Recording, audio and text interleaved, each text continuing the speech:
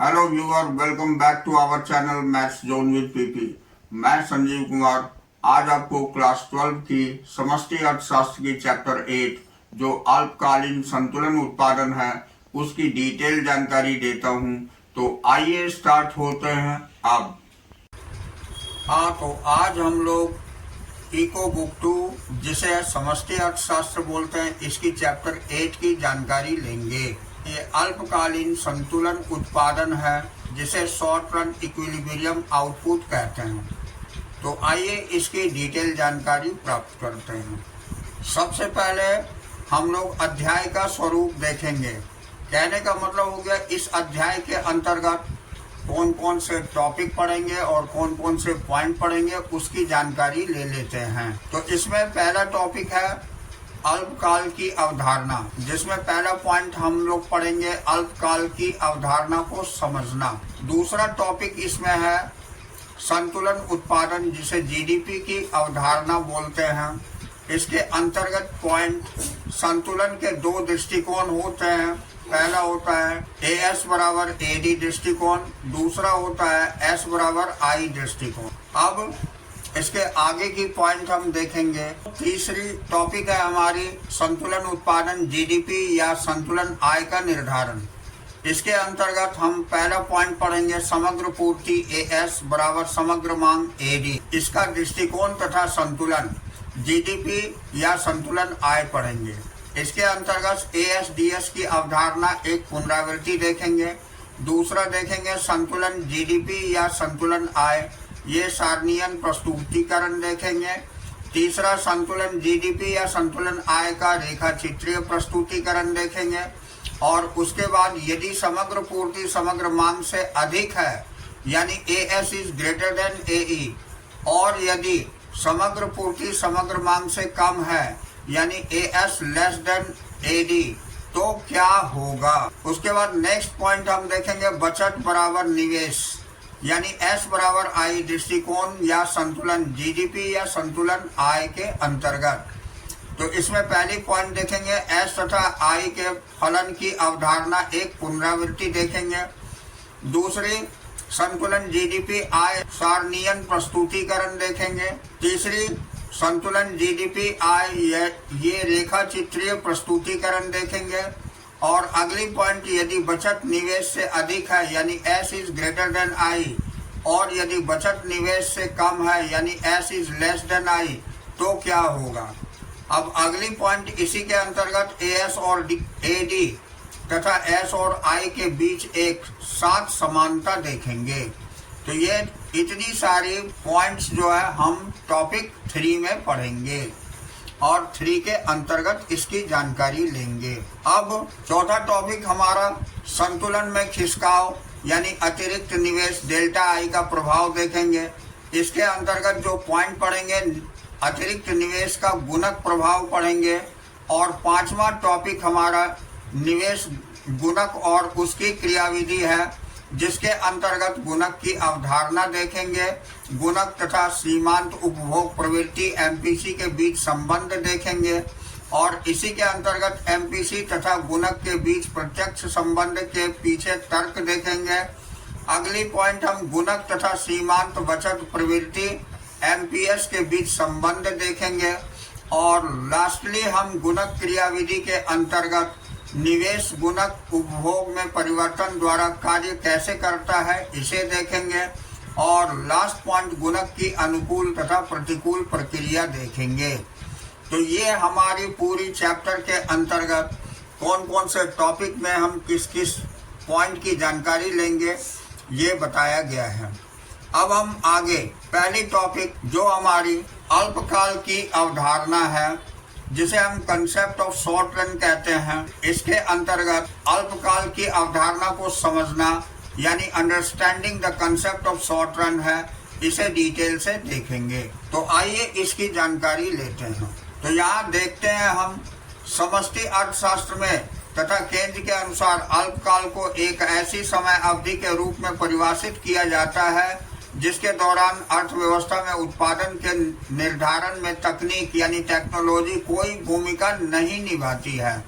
इसे अस्थिर माना जाता है। दूसरी पॉइंट है, अर्थव्यवस्था के उत्पादन का निर्धारण केवल रोजगार के स्तर द्वारा होता है और रोजगार के उच्च स्तर के कारण उत्पादन के स्तर में वृद्धि होती है तथा इसके विपरीत भी तकनीक के स्थिर रहने पर उत्पादन तथा रोजगार में कम से कम एक 1-to-1 का संबंध होता है।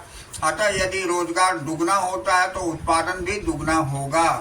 तीसरी पॉइंट देखेंगे, अन्य शब्दों में हम ये कह सकते हैं, अर्थव्यवस्था में रोजगार का स्तर अर्थव्यवस्था में उत्पादन जीडीपी के स्तर को मापता है।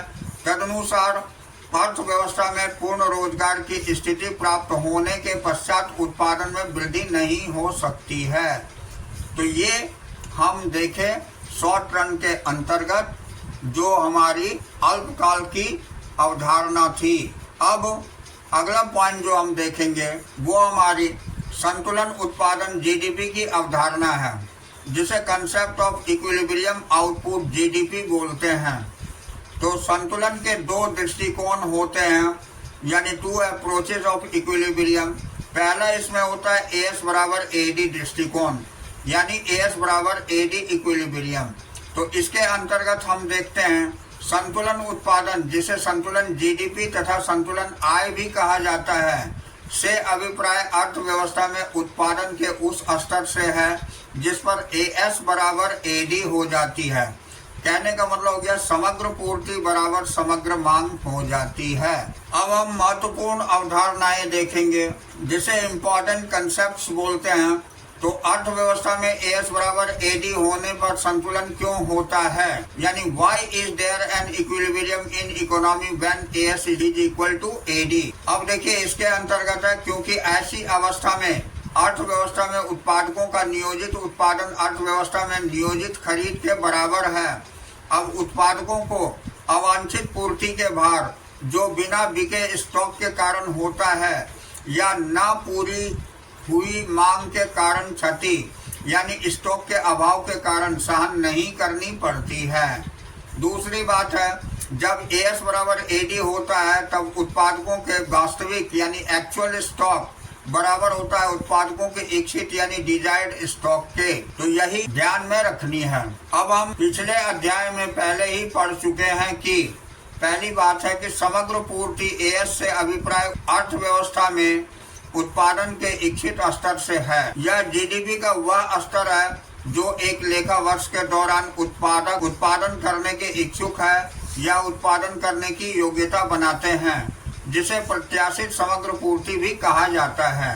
अब दूसरी ओर समग्र मांग एडी से अभिप्राय जीडीपी के उस स्तर से है जो एक लेखा वर्ष के दौरान क्रेता खरीदने की इच्छा रखते हैं, जिसे प्रत्याशित समग्र मांग भी कहा जाता है। अब अगली पॉइंट, संतुलन जीडीपी से अभिप्राय जीडीपी के उस स्तर से है जिस पर एक लेखा वर्ष के दौरान उत्पादक जो उत्पादन करने की इच्छा करते हैं वह उसके बराबर है जो क्रेता खरीदने की इच्छा करते हैं। यानी एडी तथा एएस के बीच समानता का अर्थ है कि कोई भी अतिरिक्त आधिक्य उत्पादन ना हो या उत्पादकों के पास कोई अवांछित स्टॉक ना हो अथवा इसकी मांग के अनुरूप उत्पादन का कोई अभाव ना हो। अब अगली पॉइंट, समग्र पूर्ति एएस तथा समग्र मांग एडी के बीच समानता का अर्थ है वाई तथा एडी के बीच समानता का होना। अगली पॉइंट, क्योंकि वाई बराबर एएस अतः हम लिख सकते हैं संतुलन तब होता है जब एएस बराबर एडी या वाई बराबर एडी हो।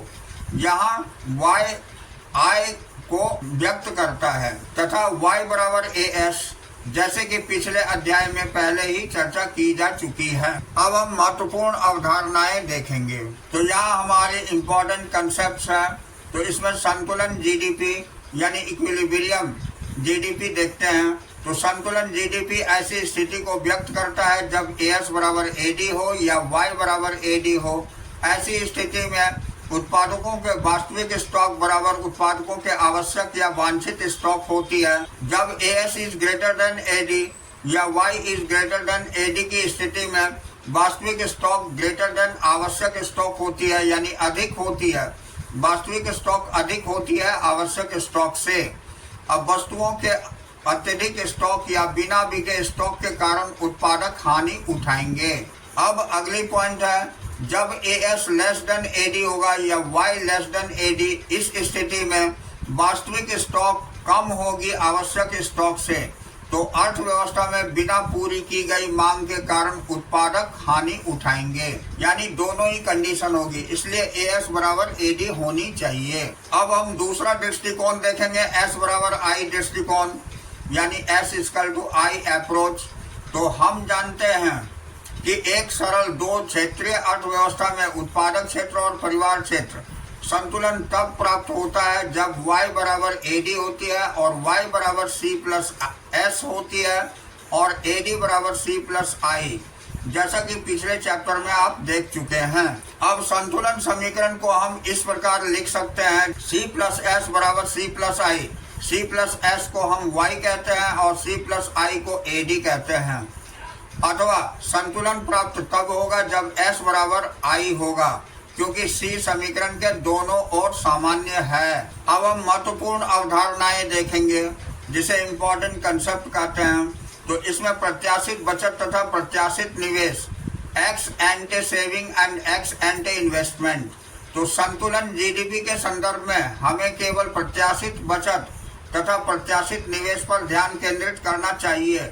संतुलन तब प्राप्त होता है जब प्रत्याशित बचत बराबर प्रत्याशित निवेश होता है, यानी एक्स एंटे सेविंग S बराबर एक्स एंटे इन्वेस्टमेंट यानी I। अब दूसरी पॉइंट है, प्रत्याशित बचत एक्स एंटे सेविंग, इससे अभिप्राय एक वर्ष की अवधि के दौरान इच्छित बचत या नियोजित बचत से है। ये वे बचतें हैं जो एक वर्ष की अवधि के दौरान लोग अर्थव्यवस्था में करना चाहते हैं।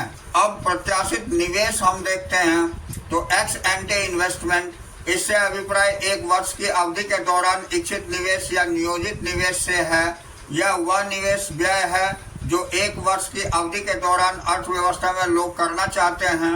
इससे अनियोजित निवेश शामिल नहीं होता है। अब अनियोजित निवेश वस्तुओं के बिना बिके स्टॉक की भांति है, जिसे माल सूची निवेश यानी इन्वेंट्री इन्वेस्टमेंट माना जाता है, परंतु यह अवांछित माल सूची अनडिजायर्ड इन्वेंट्री है। अब हम अगली पॉइंट यथार्थ बचत तथा यथार्थ निवेश, इससे संबंधित अवधारणाएं हैं। तो यहाँ यथार्थ बचत यानी एक्स पोस्ट सेविंग, इससे अभिप्राय एक वर्ष के अवधि के दौरान अर्थव्यवस्था में वास्तविक बचत से है। राष्ट्रीय आय लेखांकन यानी नेशनल इनकम अकाउंटिंग के संदर्भ में बचत के इस पहलू को ध्यान में रखा जाता है। अब हम अगली पॉइंट यथार्थ निवेश देखेंगे, जिसे एक्सपोर्ट इन्वेस्टमेंट कहते हैं। इससे अभिप्राय एक वर्ष की अवधि के दौरान अर्थव्यवस्था में वास्तविक निवेश से है। वास्तविक बचत भांति निवेश के इस पहलू को भी राष्ट्रीय आय लेखांकन यानी नेशनल इनकम अकाउंटिंग के संदर्भ में ध्यान रखा जाता है। इसमें नियोजित तथा अनियोजित दोनों निवेश शामिल होते हैं।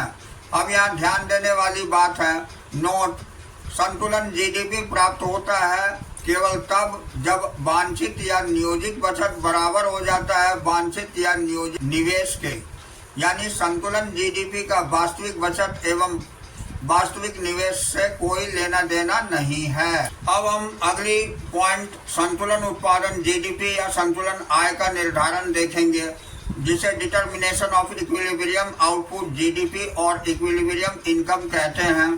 तो आइए इसे देखते हैं। तो संतुलन उत्पादन जीडीपी या संतुलन आय के निर्धारण के अध्ययन के दो दृष्टिकोण होते हैं, यानी कि two approaches to study the determination of equilibrium output GDP और इक्विलिब्रियम इनकम।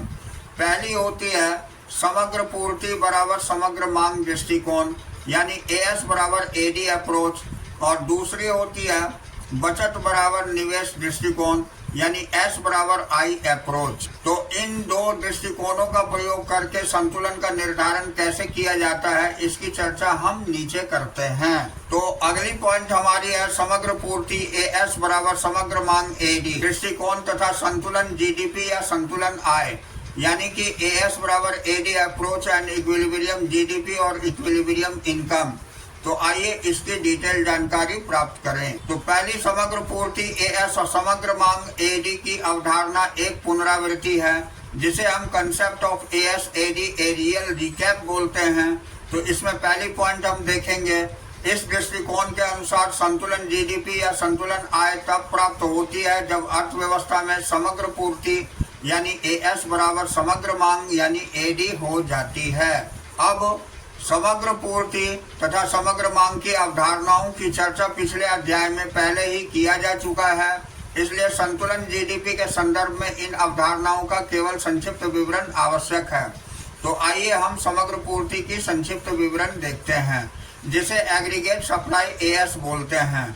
तो इसमें पहला पॉइंट है, समग्र पूर्ति से अभिप्राय अर्थव्यवस्था में नियोजित उत्पादन से है। जैसा कि पिछले अध्याय में बताया गया है कि इसे मूल बिंदु से आरंभ होती हुई 45 डिग्री की रेखा द्वारा प्रकट किया जाता है। अब 45 डिग्री रेखा यह व्यक्त करती है कि एएस तथा जीडीपी एक दूसरे के समरूप है यानी आइडेंटिकल है। अब अगली पॉइंट, एएस कीमत से संबंधित नहीं है क्योंकि इनमें से ऐसी अर्थव्यवस्था पर विचार किया जहां कीमत स्थिर रहती है, तो ऐसी अर्थव्यवस्था में अतिरिक्त क्षमता पाई जाती है तथा एडी में वृद्धि होने पर एएस में अनुपातिक वृद्धि होती है एवं कीमत अप्रभावित रहती है। अतः समग्र पूर्ति फलन को चित्र 8.1 में खींचा गया है, जो कि यहाँ डेटा सेट दिया हुआ है। इसी डेटा का ये ग्राफ बनी हुई है। जब y 0 होगी तो एएस भी 0 है, जब y 30 होगी तो एएस भी 30 है, और जब y 50 है तो एएस भी 50 है, यानी सारे बराबर हैं। तो यहाँ आप देखिए ग्राफ में x एक्सिस पर हमने y यानी इनकम या जीडीपी को रखा और y अक्ष पर एएस यानी एग्रीगेट सप्लाई को रखा। इसमें 45 डिग्री की एंगल से ये एएस की रेखा जाती है, जिसे हम y की भी रेखा कह सकते हैं।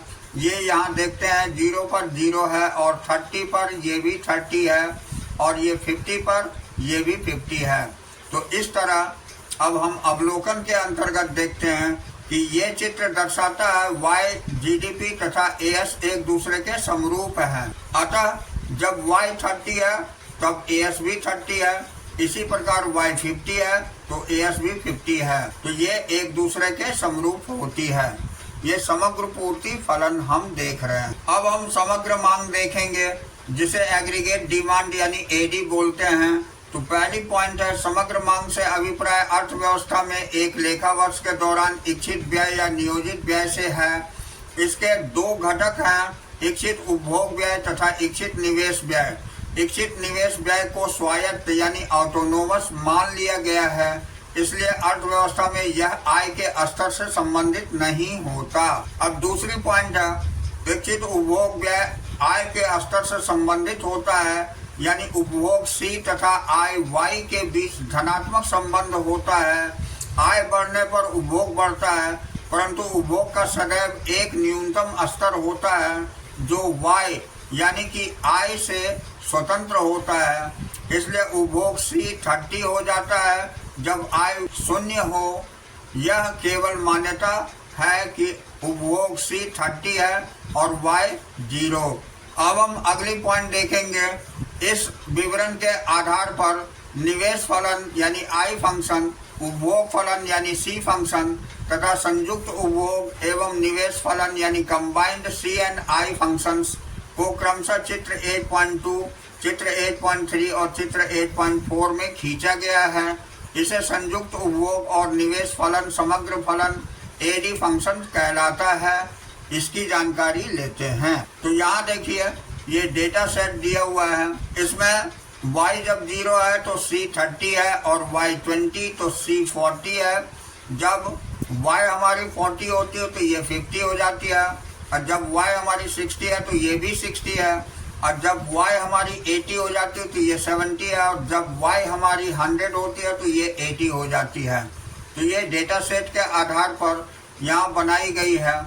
यहाँ y इनकम को हम x अक्ष पर रखे हैं और y अक्ष पर इन्वेस्टमेंट रखे हैं, और यहाँ 20 की पॉइंट से दिखाई गई है। ये पैरेलल है। जब कभी भी इनकम बढ़ती है तो ये पैरेलल होती है, तो इसको हम ऑटोनोमस I बोलेंगे, यानी जो कि 20 के बराबर है। ये सारे लेवल ऑफ कंडीशन इनकम पर होगी। अब दूसरी ग्राफ में हम देखते हैं y यहाँ इनकम और यहाँ C कंजम्पशन अगर हम ले लेते हैं, तो इसमें जो हमारी y की लाइन होगी वो 45 डिग्री पर बनेगी और सी की लाइन हमारी ये 30 से जाएगी। तो और ये दोनों एक दूसरे को काटती है यहाँ 60 पर, जहाँ 60 दोनों की बराबर है। तो ये ऑटोनोमस C30 से शुरू होती है। अब इसका अवलोकन हम देखते हैं। समस्त निवेश को स्वायत्त निवेश यानी ऑटोनोमस इन्वेस्टमेंट के रूप में माना गया है। अब निवेश आय और आय के संबंधित नहीं है, इसलिए निवेश आय रेखा एक क्षैतिज सरल रेखा यानी हॉरिजॉन्टल स्ट्रेट लाइन के रूप में खींची गई है। अब चित्र 8.3 में, ये तो हमने देखा चित्र 8.2 में, इसमें अब 8.3 इसमें देखते हैं। ओ के स्वायत्त उपभोग बराबर 30 है। अब यहाँ आय वाई में वृद्धि के साथ उपभोग सी बढ़ता है और सी फलन एक सरल रेखा है, जिसका अर्थ है कि यह एक रेखीय फलन यानी लीनियर फंक्शन है। अब यहाँ हम चित्र 8.4 देखेंगे, जो कि डेटा सेट में दिखाया गया है। जब y हमारी 0 होगी तो c 30 है और i 20 है, तो c प्लस i 50 हो जाएगी। इसी तरह के डेटा सेट दिया हुआ है। दूसरी y हमारी 20 और c 40 है, तो i हमारी 20 है, तो ये 60 हो जाएगी। c प्लस i, यहाँ पर इन दोनों को प्लस कर दिया गया है इस कॉलम में। तो इस तरह y की हमने ले लिया और c की भी ग्राफ ले लिया और i की भी बना ली। इसे c प्लस i यानी AD भी हमने निकाल लिया। अब यहाँ c देखते हैं। c हमारी 30 ऑटोनोमस है, यहाँ ऑटोनोमस i 20 है और ऑटोनोमस एक्सपेंडिचर यहाँ 50 है। तो यहाँ पर इस ग्राफ की अवलोकन अगर हम करें तो यहाँ देखते हैं कि आई हमारी एकदम पैरेलल लाइन है एक्स एक्सिस की, यानी ये स्थिर है। एक्सपेंडिचर हमारी स्थिर है, जबकि इनकम बढ़ रही है, इनकम की रेखा बढ़ रही है। अब वाई हमारी हम जानते हैं कि 45 डिग्री के एंगल पर ये स्ट्रेट लाइन जाती है और सी की लाइन ये 30 से स्टार्ट होकर के ये इसको क्रॉस करते हुए आती है। जब हम C प्लस I की लाइन डालेंगे तो ये 50 से स्टार्ट होगी और ये C प्लस I यानी AD की रेखा बनेगी। अब ये Y को किस किस पॉइंट पर काटती है, तो ये इस पॉइंट पर काटती है और यहाँ पर C प्लस I जो है 100 पर काट रही है, जहाँ की एक दूसरे के ये इक्विलिब्रियम है। अब इसका अवलोकन हम देखते हैं। तो इसके अवलोकन के अंतर्गत AD फलन प्राप्त करने के लिए C तथा I फलनों को जोड़ा गया है। यहाँ दूसरी पॉइंट है C प्लस I प्राप्त करने के लिए बराबर 20 के स्थिर मूल्य को C के विभिन्न मूल्यों के साथ जोड़ा गया है। अब उदाहरण I बराबर 20 है तो C बराबर 30 है, इसलिए C प्लस I 50 है। यह तब है जब y 0 है। इसी भांति जब y 100 है तो c बराबर 80 और i बराबर 20 यानी ये भी 100 हो जाती है, जो कि यहाँ दिखाई गई है। तो ये हमने चित्र में देखा उपभोग तथा निवेश फलनों का संयोग यानी समग्र मांग फलन, जिसे हम AD बोलते हैं। अब अगली पॉइंट है हमारी संतुलन GDP या संतुलन आय सारणीयन प्रस्तुतिकरण। तो इक्विलिब्रियम ऑफ GDP और इक्विलिब्रियम इनकम टेबुलर प्रेजेंटेशन। तो इसमें पहली पॉइंट है तालिका 8.1 समग्र मांग तथा समग्र पूर्ति के बीच समानता के रूप में GDP के संतुलन स्तर को प्रकट करती है। अब ये हम तालिका के अंतर्गत देखते हैं। तो तालिका 8.1 में समग्र पूर्ति तथा समग्र मांग के बीच समानता के रूप में संतुलन GDP यानी equilibrium GDP in term of equity between aggregate supply and aggregate demand. यहाँ देखिए ये Y की टेबल दी हुई है और ये C की टेबल दी हुई है और ये I की टेबल दी हुई है और यहाँ पर C प्लस I यानी AD की टेबल बनाई गई है। तो इस टेबल में हम देखते हैं कि इस जगह पर जब हमारी Y 100 है तो यहाँ C 80 है और I 20 है, तो इन दोनों को प्लस करने पर ये 100 हो जाती है। यानी जब Y हमारी 100 है तो C प्लस I AD भी हमारी 100 हो जाती है। ये संतुलन दिखाती है। संतुलन तब प्राप्त होता है जब नियोजित उत्पादन AS, नियोजित व्यय AD यानी 100 करोड़, यह आवश्यक नहीं है कि इस स्तर पर पूर्ण रोजगार हो। अब हम अगला पॉइंट संतुलन जीडीपी या संतुलन आय रेखा चित्रीय प्रस्तुतिकरण देखेंगे, जिसको इक्विलिब्रियम जीडीपी और इक्विलिब्रियम इनकम बोलते हैं। ये ग्राफिक प्रेजेंटेशन है, तो आइए इसकी जानकारी लेते हैं। यहाँ 8.5 अर्थव्यवस्था में जीडीपी के संतुलन स्तर या आय के संतुलन स्तर की व्याख्या करता है। तो यहाँ देखिए, ये डेटा सेट लिया हुआ है। y हमारी जब 0 है तो C 30 है और I 20 है, तो ये 50 हो जाती है, यानी पहले की डेटा की तरह ही लिया गया है। जब y हमारी 20 है और ये 40 है C, तो I हमारी 20 है, हर किसी में I 20 हम ऐड करेंगे, तो ये C प्लस I हमारी 50, 60, 70, 80, 90, 100, 110, 120 हो जाएगी। इस क्रम में जब हमारी C 30, 40, 50, 60, 70, 80, 90, 100 होगी, तो इसमें 20 प्लस करने से ये हमारी हो जाएगी। तो यहाँ C प्लस I को ऐड किया गया है और उसी की ग्राफ यहाँ बनाई गई है। तो यहाँ हम देखते हैं y बराबर AS होती है, जिसकी की ग्राफ हम जानते हैं कि ये 45 डिग्री के एंगल पर जाती है। अब हम AD की जो C प्लस I की ग्राफ है, इस लाइन से इस लाइन को खींच लिए हैं, जो हमारी E पॉइंट पर आकर के दोनों ही जगह 100 हो जाती है।